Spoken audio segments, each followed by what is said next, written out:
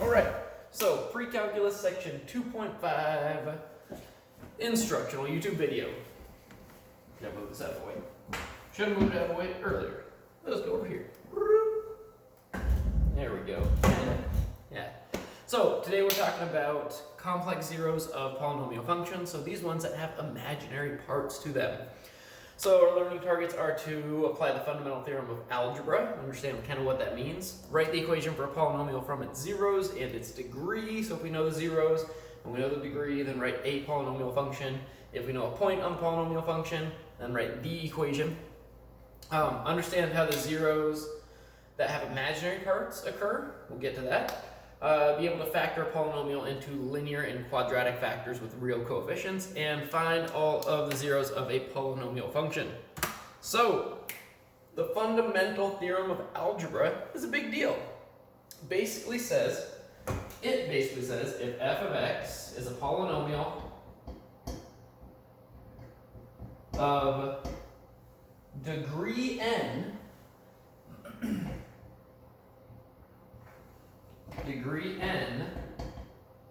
then, where n is greater than 0, then f, the function, polynomial function, has at least one zero in the complex number system.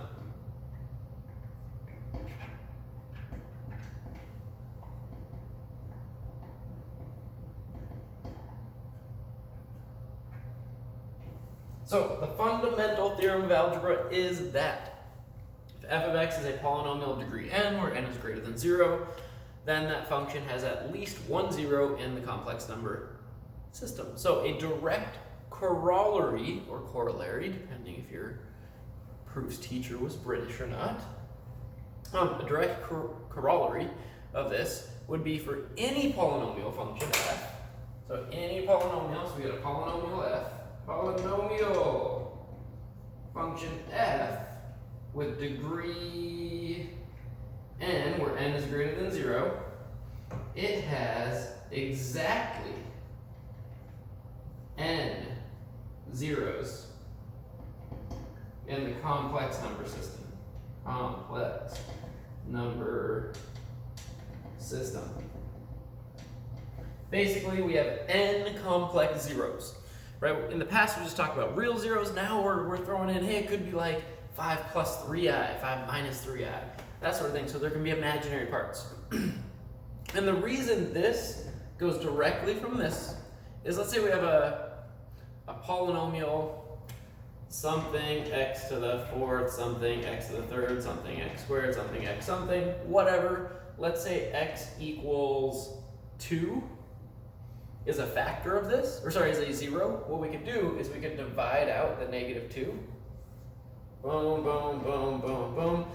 We divide out, we get a remainder of 0 because every 0, we divide out a 2. We divide out an x minus 2 factor. My bad, I goofed, sorry. We would divide out the 2, or the x minus 2 factor, and we get this polynomial equals x minus 2 times some x to the third, x squared, x something, blah, blah, blah. And this is a polynomial of degree 3, and it has at least one 0. So we can divide that factor that corresponds to that 0 out again, and do it until we have n factors, or n zeros. Counting multiplicity, so that's another thing, sorry, I didn't say that here. N zeros in the complex number system, counting multiplicity. So like if negative 1 is a double 0, that counts as 2 zeros. Or multiplicity 2, that's what I meant by double 0. So like if it's, yeah, you get it. If it's got a multiplicity 2, it counts as 2 zeros. If multiplicity 3, it counts as 3 zeros with respect to this corollary. All right, let's go ahead and do a problem now. Let's erase this. There we go.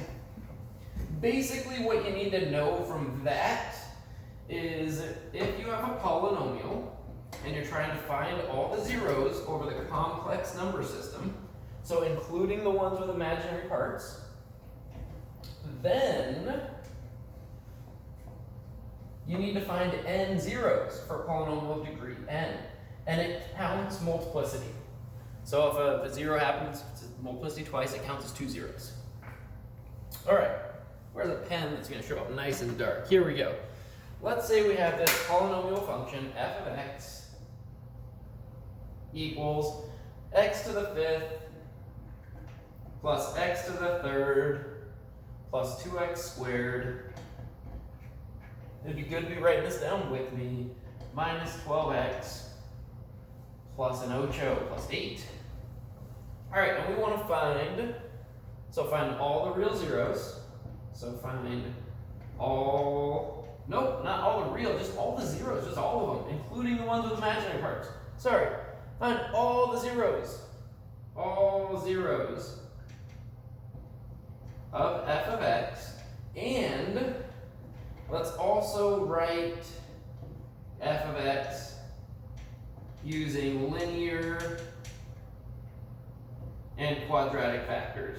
Quadratic factors with real coefficients. And we'll get to that part when we get to that part. Okay, so looking at this, we haven't done a lot of work with like factoring polynomials that aren't just quadratics. So we do, though, have technology, right? You're watching this on a piece of technology, whether it's a phone, a Chromebook, a computer, laptop, tablet, whatever. So what you can do is you can just go to desmos.com, a different graphing software, different calculator software, and either in a table, or just like on a calculator, you can just type in the table button, use the table function, or you could graph it on Desmos. If we graph it on Desmos, which is what I did, we get a graph that kind of looks like this. I'm just going to do a quick sketch. It goes through the graph at -2, it goes way up here, and then it comes back down, and it touches at 1 and goes back up. It's something like that. So here we get 1, 0, and -2, 0. All right. So we get this kind of graph. It's more steep, but whatever. The important thing here is we've identified what the x-intercepts are, right? X-intercepts are -2, 0, and 1, 0. So if we want to find the zeros of this function, what we do is we say, well, the zeros they also represent the x-intercepts, right? So our zeros so far are x equals -2, x equals 1, and x equals 1. And why did I write 1 twice? I wrote 1 twice because looking at the graph goes linearly-ish through -2, or -2, 0. So that tells us that this is a 0 with multiplicity 1. We come back down and we drop and we just touch at 1. We get this little parabola-ish looking part of the graph. So x equals 1 is probably a 0 with multiplicity 2. It might be multiplicity 4, but it's probably multiplicity 2. If it's multiplicity 4, we'll see that further on in the problem. All right, so we've got our 3 zeros. What we're going to do now is we are going to divide out, either divide out the factors that correspond to these zeros, or use synthetic division to divide out these zeros. So the factors that we know are going to be factors of f are the factors that correspond to these zeros. So we know x plus 2 is a factor of x, and we know x minus 1 squared is a factor of f. We know there's going to be a couple more. We know we need to get 5 zeros. We have 3 of them. We just need to know what the other 2 are. So what we can do, we got a few options. We can do synthetic division 3 times. That's what I'm going to do. Or what you can do is you can multiply this all the way out, like x minus 1 squared to get x squared minus 2x plus 1, multiply that by x plus 2, and then use polynomial long division to get the leftover quadratic. So you could do that. That would work just as well. I'm just going to do the synthetic division 3 times. So first I'm going to divide out a -2. So x equals -2. I'm dividing out this 0. Let's move this over here. So I have 1, 0x to the 4ths, 1x to the 3rd, 2x squared, -12x's, and then an 8. And I'm just going to run through this. Woo! So the 1 goes here, multiply -2, add, we get -2. Multiply, that's 4. Add, we get 5. Multiply, that's -10. Add that, that's -8. Multiply that's a +16. Add those, we get a 4. Multiply those, we get a -8, and we get that happy remainder of 0. Woohoo!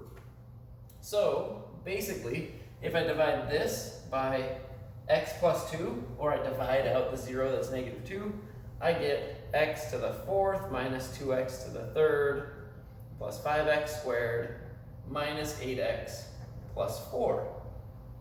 Okay, but I know x equals 1 is a 0 of this function. It's got to be a 0 of this as well, because we only got rid of the -2 as a 0. So the 1 is still going to divide, or sorry, the x minus 1 is still going to divide into here. So I'm going to do synthetic division again. Let's change color to keep it fun. So we go 1, and we divide the 1 out of the 1, -2, 5, -8, 4, drop the 1, 1. 1 times 1 is 1. Add that together, we get -1. Multiply -1, 4. Multiply that, we get 4. Add those, -4, happy 0. It's great when you get zeros, because that means you did it right. Probably. Or you goofed well enough that you still get a 0 at the end. Right, so this is like 1x to the 3rd minus 1x squared plus 4x minus regular 4. We know 1, right? We did -2, we did 1. We've got another 1 that we can divide out. So we're going to divide the 1 out of here again, out of this, out of our answer. So it's 1, -1, 4, -4. Boom. Multiply, that gives us 1. Add those, that gives us 0. 1, that's 0. Add those, we get 4. Multiply, that's 4. Remainder 0. And this is x squared plus 4. Yeah! Which tells us, oh, we already got it factored, that when we factor it, we've got our x plus 2, I'm just writing it down here, times x minus 1 squared, times x squared plus 4. Cool, we've already got it factored. The question is, can I factor x squared plus 4 using real coefficients? And the answer is no, we cannot. We cannot factor x squared plus 4 with real coefficients. If we use imaginary parts, sure. Actually, we strictly imaginary numbers. So, this is the factored form. We got it. Whoop.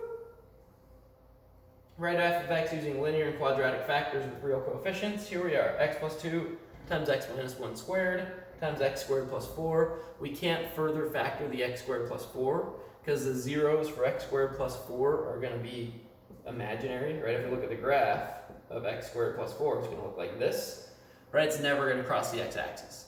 But that just means it has no real zeros. It can have complex zeros that aren't just regular real numbers. So let's find those. So finding all the zeros, we have -2, 1, 1. We gotta find 2 more. So we take the x squared plus 4 and we make it equal 0. We got some options here. We could use quadratic formula, right? Where a would be 1, b would be 0, c would be 4. You could do that. I wouldn't, because this is, I mean, there's no linear x term. There's an x squared and a constant, the 4. So we can just solve by working backwards. We can just subtract 4. X squared equals -4. Square root both sides. When we square root, what do we need to remember to do? Plus or minus. Plus or minus, because we're square rooting what we're solving. So we get x equals plus or minus. Well, the square root of 4 is 2. The square root of -1 is I. So here our solutions are, our zeros are -2, 1, 1, because 1 has multiplicity 2, so we write it twice. And then 2i and -2i. Those are all of our zeros. So the -2 corresponds to the x plus 2 factor. The 1's correspond to the x minus 1 squared factor. And the 2i and the negative 2i correspond to the x squared plus 4i. Okay. So what do you notice? So when you look at this, what do you notice about these two? Those two zeros. Right? We got a plus 2i and a minus 2i, positive and a negative. And we got that by square rooting. And this tells us something important here that I'm going to expand upon, is zeros with imaginary parts. So they have a non-real part, that's not zero, always happen in conjugate pairs. Conjugate pairs. So anytime you've got a zero where it's something like number plus number I, if you have that, then it's number minus number I is the other zero that goes with it. Anytime you have a zero that's not a real number, in other words, it's got that I in it, its conjugate pair will always be another zero. And why is this? Well, if we look at, if it's linear, right, it's just like x plus number, x minus number, that's going to be a real number because we're always using real coefficients with these.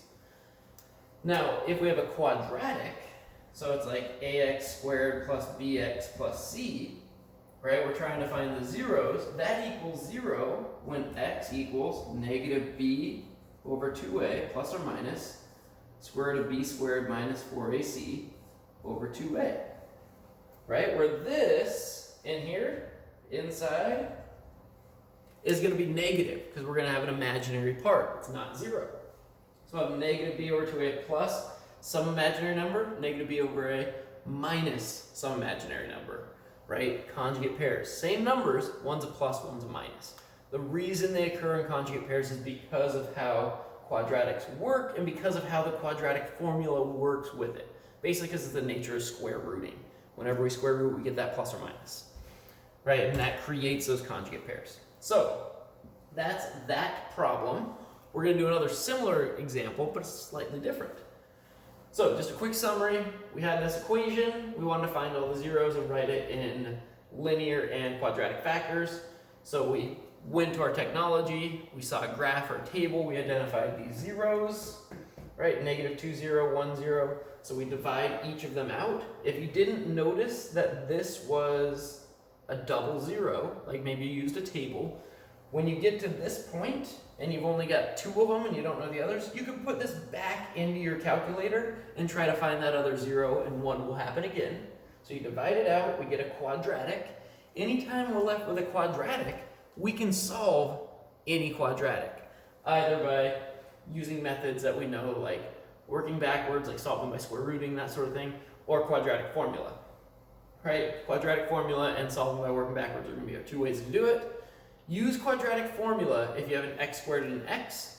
Use working backwards if it's just an x squared and there's no x term. Unless you want to have fun completing the square, then go for it. All right, so we found our zeros that have imaginary parts. These are purely imaginary, so real part 0. And then we just write them all out. And we write 1 twice because it's a double 0. Okay, let's move on. Sorry, this is going to be a little bit of a long video. I apologize for that. There we go. So we've got a new function, and we're going to find all the zeros for this one.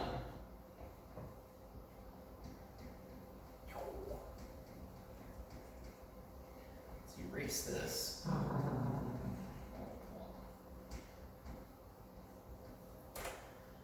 All right, so here we have f of x equals 2x to the 4th plus 9x squared plus 46x minus 30. And we are told that one of the zeros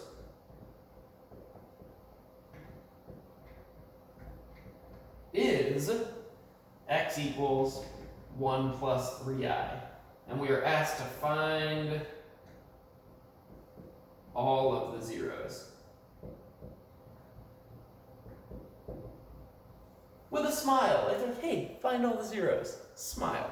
So I want you to go ahead and think about that. How would you start this problem? Think about it, try it, go for it while I erase this. So I'm not editing this out because it takes too long to edit things, and I'm not good at that stuff.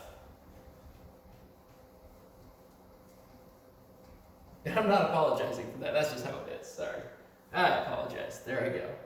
Sorry for saying sorry so many times. Like right now. Sorry. All right. Well, you may have thought, hey, we can do like what we did on the last problem where, excuse me,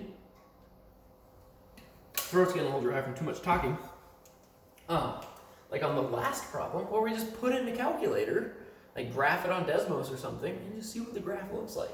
If we do that, we're gonna get a graph that kind of looks like this-ish, right? We've got two x-intercepts, but if we look at them, they get these weird decimals, and they're not rational numbers, actually.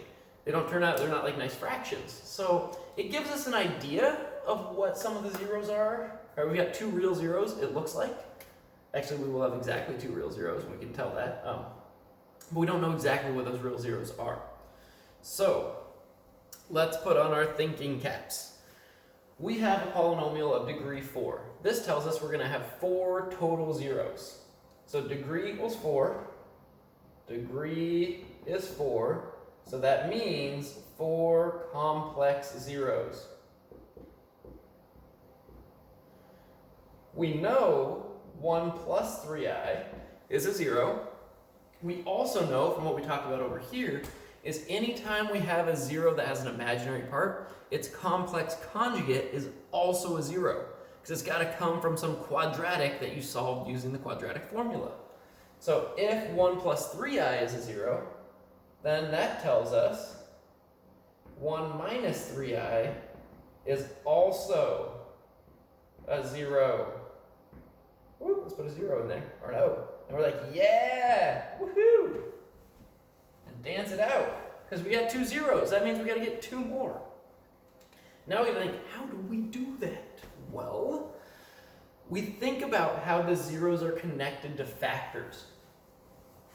You know if like 1 is one of the zeros, and x minus 1 is one of the factors. So because 1 plus 3i is a 0, then x minus 1 plus 3i, that's going to be a factor. And the same with x minus 1 minus 3i. Okay, now what we can do is we can simplify this by getting rid of these parentheses on the inside. So I can get x minus 1 minus 3i times x minus 1 plus 3i. And what we could do, since these are conjugates, is we could multiply this out and get a quadratic with all real numbers, real number coefficients. So one thing you could do is you could draw a big box, a 3 by 3 box, yeah, and go x minus 1 minus 3i, and then go x minus 1 plus 3i, and like go x squared minus x, right? Negative 3ix, 3ix, boom, we got a plus 1 here, we get a positive 3i, we get a negative 3i, and we get a negative 3 times 3 is negative 9, I times I is negative 1, so we get a positive 9, right? These all cancel out, pew, pew, pew, pew. So it's x squared minus 2x plus 10, right? You can always just do that. Bam, bam, bam. Just draw a 3 by 3 grid, multiply it all out. Or you could be, well, not you could be more clever, that's what I was going to say. But you could use a more clever approach to this. You could notice that, hey, look at this. If I put these little parentheses in here, addition, subtraction, as long as the subtraction stays in the number like as a negative, is associative. It doesn't really matter the order I do it in, and I wouldn't do it left to right anyway. So I can say I have x minus 1 minus 3i times x minus 1 plus 3i. Here, we have complex conjugates that we're multiplying together, so the i's are going to cancel out. So basically, from what we know about complex conjugates, right, a plus b times a minus b, right, I is always going to be a squared plus b squared. So I got a here, x minus 1 squared when I multiply, and then b, 3 squared is 9, so I get x squared minus 2x minus, or sorry, plus 1 plus 9, x squared minus 2x plus 10. Same thing. Multiply it all the way out using the 3x3 grid, that works, or identify it's x minus 1 minus 3i, x minus 1 plus 3i. These are complex conjugates, so that means it's this squared plus 3 squared. And then multiply out your x minus 1 squared. Don't forget about the middle term. You may need to draw a box for that if you do forget, and go from there. So, sorry, roundabout way of saying that this x squared minus 2x plus 10 is a factor of 2x to the 4th plus 9x squared plus 46x minus 30. So what we need to do now is we got to divide that out so we can find the other two zeros. And unfortunately, we can't really use synthetic division here. We got to use long division because it's quadratic. So let's use some long division.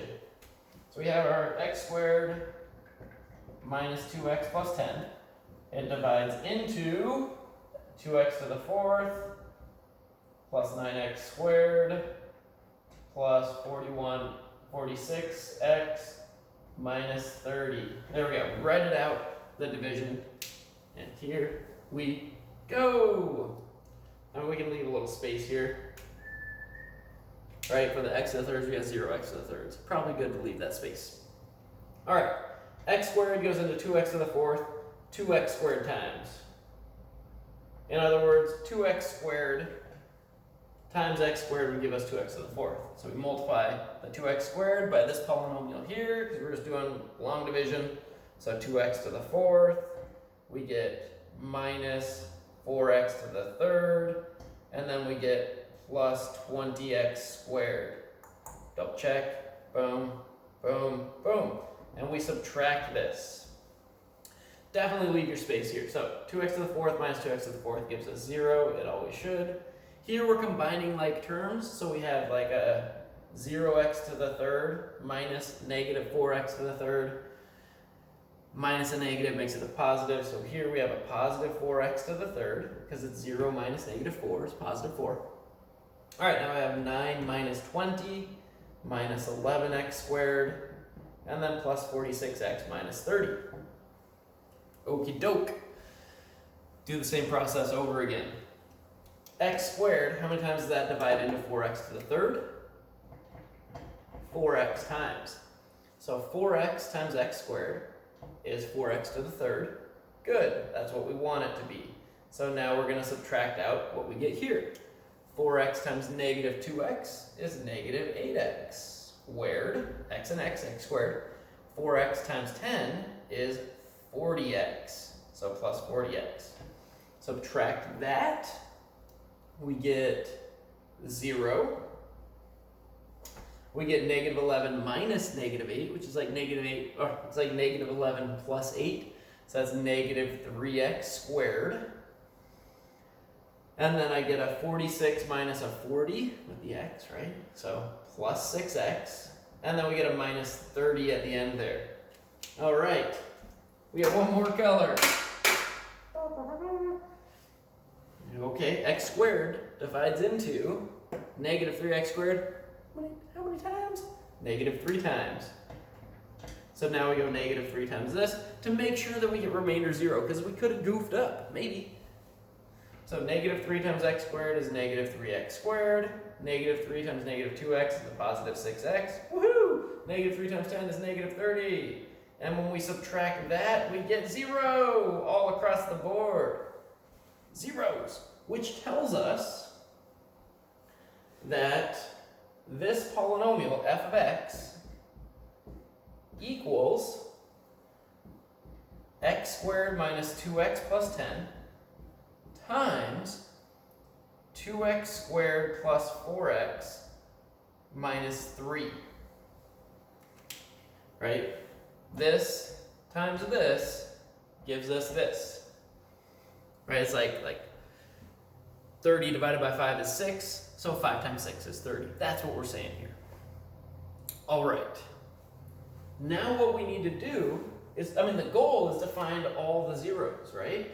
We found the zeros from this quadratic. That's how we found the quadratic, was from the zeros. So now we need these zeros. And remember, we know that they are going to be real, because when we graphed it, there were exactly 2 real zeros. So they have to be real.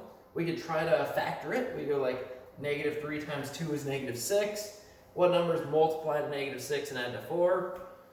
Not any rational ones, unfortunately. So we gotta go back to our good old friend, the quadratic formula. Hooray! Quadratic formula review right now. All right. So we want to find when 2x squared plus 4x minus 3 equals 0. So we're going to use our quadratic formula. If you forgot it, if you ever forget quadratic formula, just remember you're working on a computer, Chromebook, or something connected to the internet. You just look it up, right? So here we get x equals -b plus or minus the square root of b squared, 16 minus 4 times a times c, all divided by 2 times a. All right, so that's -4 plus or minus square root. 4 times 2 is 8. 8 times -3 is -24. So what, 16 plus 24 is 30, 40. So square root of 40 over 4. Yeah, that looks right. So square root of 40, that's the same as the square root of 4 times the square root of 10. Because remember, whenever we're simplifying a square root, like, all right, what perfect squares divide into 40? 4 does, right? 4 times 10, so that way we can bring this 4 out of the square root as a 2, because we're square rooting that 4. So here I have -4 plus or minus 2 square roots of 10 over 4, and we can simplify this. So I have -4 over 4 plus or minus 2 root 10 over 4. And I can get -1. Whoa. Wait a second. Did I goof? Maybe I goofed. Where did I goof? This isn't lining up with what I had on my notes. Maybe I didn't goof. I don't think I goofed. Yeah, we're good. -1 plus